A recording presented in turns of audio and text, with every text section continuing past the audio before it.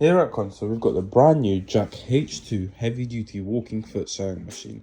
This machine comes packed with features such as an electronic little control panel here, a half stitch button that's located here, and a light button here, and a top mounted bobbin winder. We will now give you a small demonstration of the sewing machine.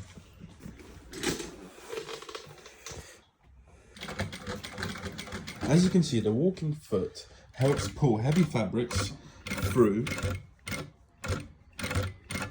and we are utilising the half switch located here.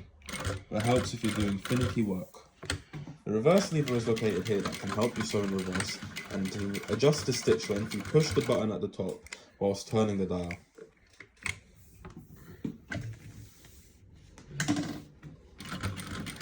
This machine also comes with a built-in silent servo motor that, as you can see in here, is practically silent and has very little vibration. For any more questions, please leave them in the comments or go to our website and leave us an email. And if you'd like to see any other sewing machines, please put it in the comments. Thank you very much.